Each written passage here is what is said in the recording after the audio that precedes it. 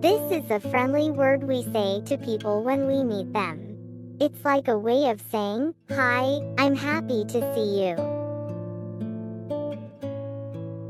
This is another way to say hello. It's a bit like a cheerful wave with your words. Some people use hey to say hello to their friends. It's like a friendly and casual way to greet someone you know well. We say this in the morning when we see someone for the first time that day. It's a way to wish them a nice morning. We use this when it's later in the day, usually around lunchtime. It's a way to greet someone during the daytime. This is what we say when it's starting to get dark, like in the evening before bedtime.